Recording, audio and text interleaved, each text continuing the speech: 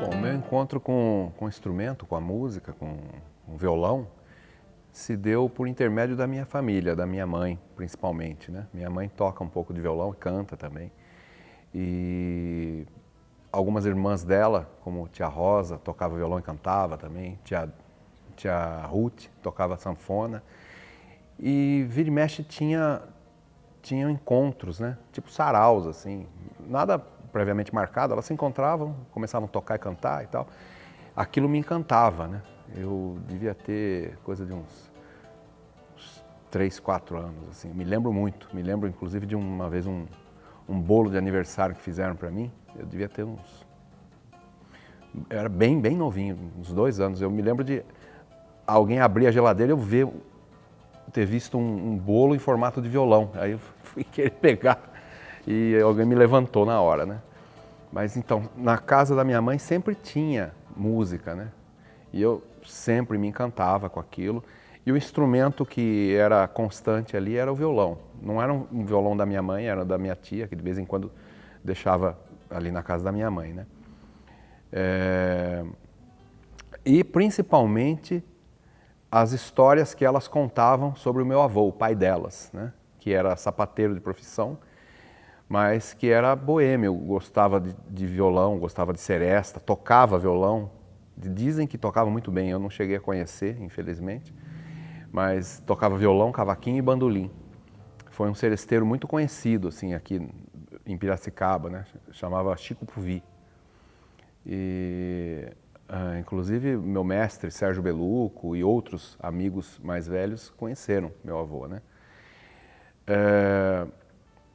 Então, esse foi o primeiro contato, né?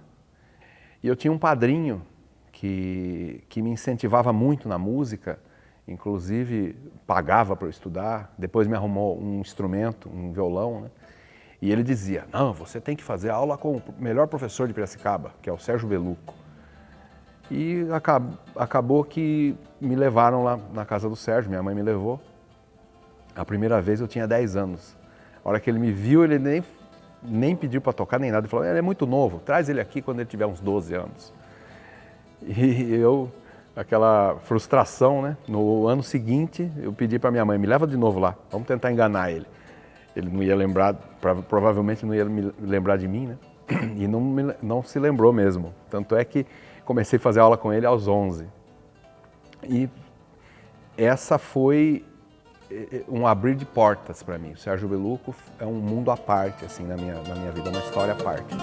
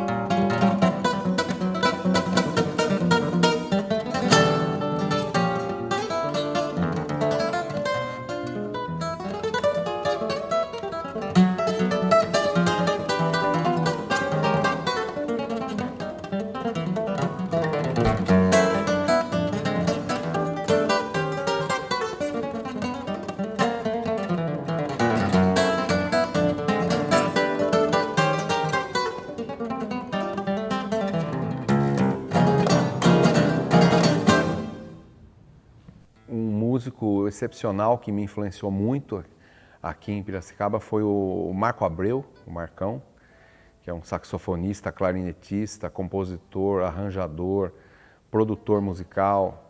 Eu convivi bastante com ele, a gente tocava muito choro, né? E ele, além de tudo, é um jazzista fenomenal, né? O Sérgio Beluco é a minha maior influência, né? Através dele, eu tomei gosto pela composição, que eu sempre via ele chegando com uma composição nova e aquilo me encantava. Né? De onde ele tira essa ideia, né? De onde ele tira essas coisas para escrever arranjo e tal. 95% das minhas músicas, elas são em homenagem a pessoas, né? Eu gosto de presentear as pessoas com música. E eu sempre tento meio que fotografar a pessoa musicalmente falando, né? Seja pelo jeito dela de ser, seja seja pela música dela, porque eu faço também, componho música para músicos, né? E sempre algo que já existe acaba acontecendo, acaba se infiltrando ali na melodia, na harmonia. E é bem difícil dizer que a música seria só minha, nesse ponto de vista, né? O mestre Pixinguinha, de alguma forma, está sempre presente na minha música. O Jacó do Bandolim também. De vez em quando eu sinto que eu estou me distanciando um pouco de alguns que eu gosto muito, aí eu penso, opa, tenho que voltar, deixa eu ouvir um pouquinho para beber da fonte de novo e tal, né? Radamés Inátali é um também, o Villa-Lobos. Então, eu sempre procuro me inspirar, né? Me inspirar de outros músicos, de outras fontes para compor minhas músicas. Eu gostaria de ser ouvido por pessoas que gostam de música, por pessoas que gostam de choro. Não necessariamente que gostam de choro, mas que se sensibilizam pela música, né? Eu acho até que pessoas que não conhecem esse tipo de repertório, é uma boa experiência deixar elas ouvirem, fazer com que elas ouçam isso, né? Eu tive oportunidade de tocar em comunidades, em hospitais, em momentos assim bem difíceis, né? E você notar no semblante da pessoa um momento de leveza em frente a uma situação difícil, como uma fila de hospital, tal. Isso é muito gratificante.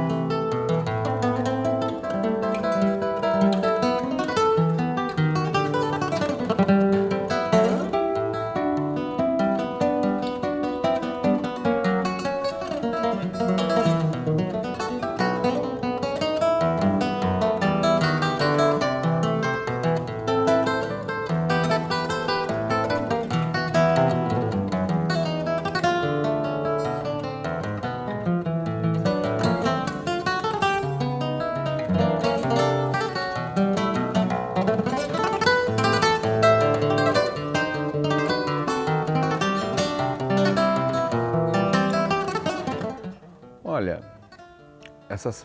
esses desafios que a gente enfrenta atualmente, né, obrigaram a gente a se reinventar, a buscar novos caminhos, novos formatos, né, de concerto, de show, de apresentação, né.